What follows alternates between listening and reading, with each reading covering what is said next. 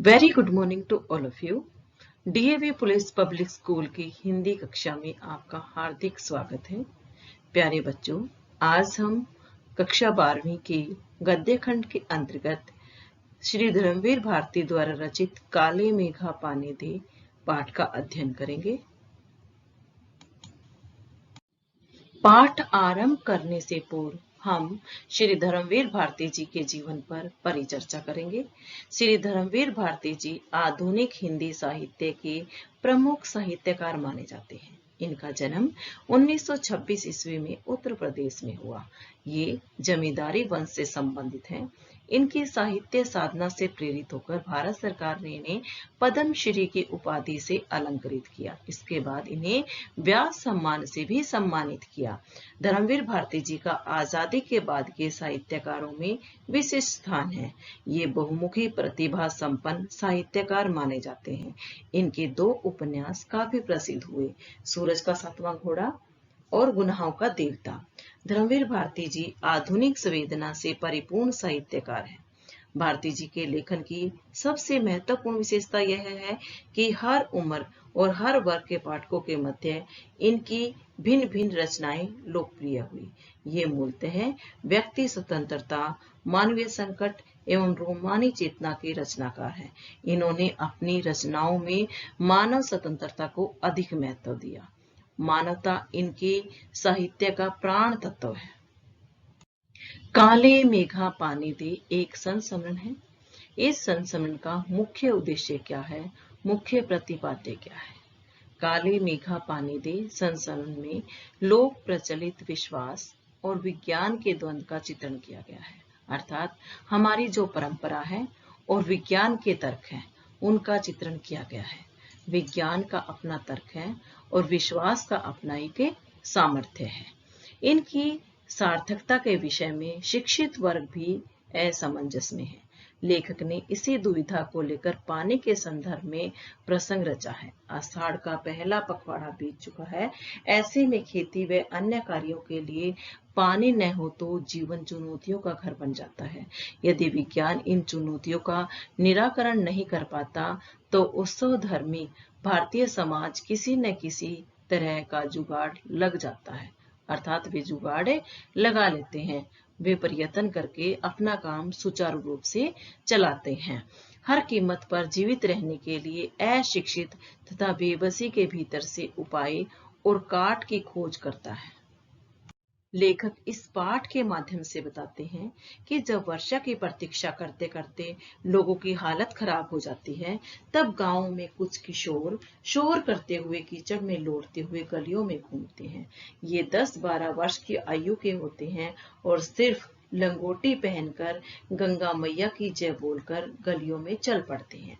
जयकारा सुनते ही स्त्रियां और लड़कियां छज्जे से इन्हें देखती हैं।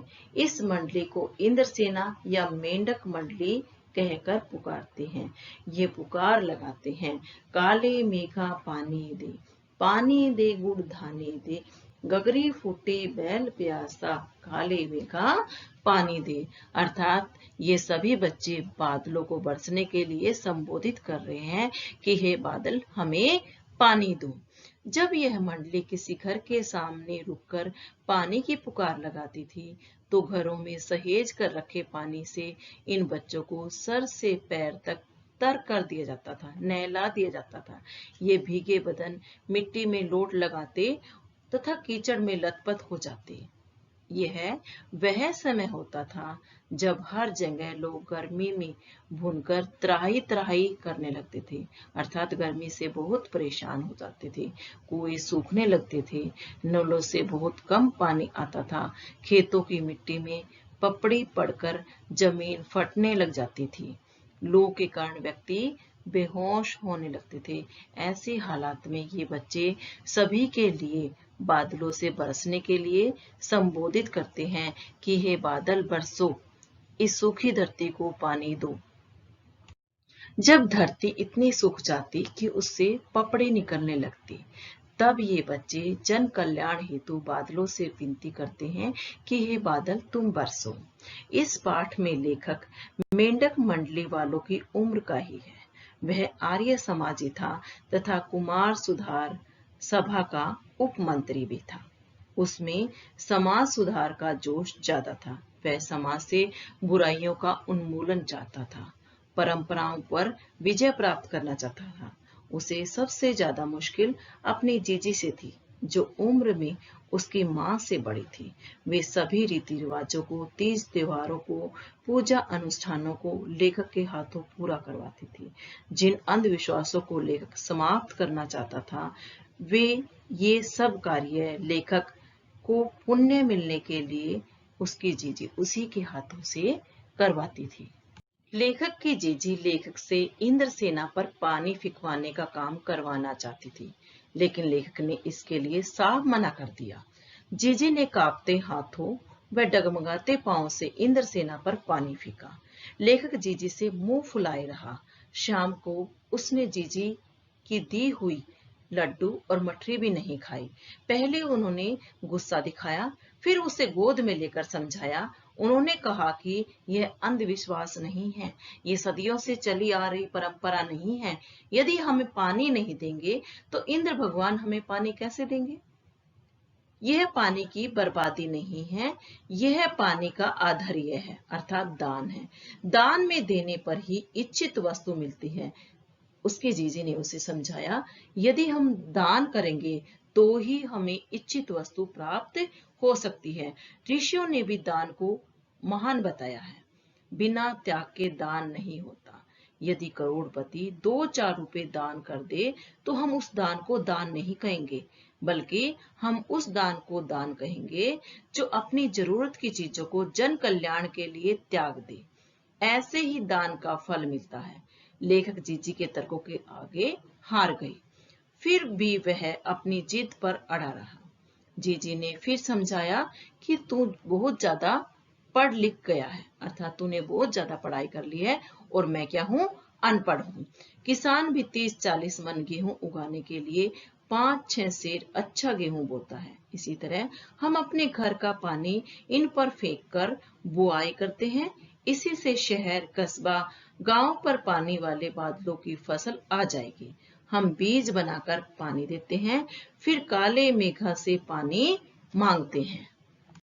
ऋषि मुनियों ने भी यह कहा है, पहले खुद दो तभी देवता जो गुनाह करके लौटाएंगे। यह आदमी का जिससे सबका कल्याण होता है। यथा राजा तथा प्रजा, सच है। गांधी जी महाराज भी यही कहते हैं। लेखक कहता है कि यह बात 50 साल पुरानी होने के बावजूद आज भी उसके मन पर दर्ज है, अंकित है। अनेक संदर्भों में ये बातें मन को कचोटती हैं, कुरेदती हैं कि हम देश के लिए क्या करते हैं। सच है, हम देश के लिए क्या करते हैं। देश हमें इतना देता है, परंतु हम देश के लिए क्या करते हैं। हर क्षेत्र में मांगे बड़ी बड़ी हैं। ऐसा होना चाहिए, वैसा होना चाहिए, ये नहीं होना चाहिए, हमें ये मिलना चाहिए, पर त्याग का कहीं नाम और निशान नहीं। आज स्वार्थ एकमात्र लक्ष्य रह गया है। आज का मनुष्य स्वार्थी है। तुझसे स्वार्थ पूर्ति के लिए व्यक्ति बड़े से बड़ा नुकसान करने पर भी तनिक भी संकोच नहीं करता। काले मेघ बरसते हैं, पानी देते हैं, उमड़ते हैं, परंतु गगरी फूटी की फूटी रह जाती है। बैल प्यासे ही रह जाते हैं। यह स्थिति कब बदलेगी, ये कोई नहीं जानता। पाठ के अंत में लेखक की राष्ट्रीय भावना का स्वर मुखरित हुआ है। लेखक कहता है कि 50 साल के बाद भी आज भी हम अंग्रेजों के गुलाम बने हुए हैं। उनकी भाषा के, उनके रहन सहन के हमने अपने संस्कारों को भुला दिया है। हाँ, आज समाज में पाश्चात्य सभ्यता का दबदबा है, उसी का बोला है और आज का मनुष्य उसी की ओर आकर्षित है। जब हम भ्रष्टाचार की बात करते हैं तो हम कभी सोचते हैं कि क्या हम उसके अंग नहीं हैं। और जो योजनाएं जनता के लिए चलाई जाती है, क्या उन योजनाओं का लाभ जनता उठा पाती है? नहीं उठा पाती। उन योजनाओं का लाभ जो बीच के अधिकारी होते हैं या राजनीतिज्ञ होते हैं, वही उन योजनाओं का लाभ उठाते हैं। अमीर और अधिक अमीर तथा गरीब और अधिक गरीब बनता जाता है।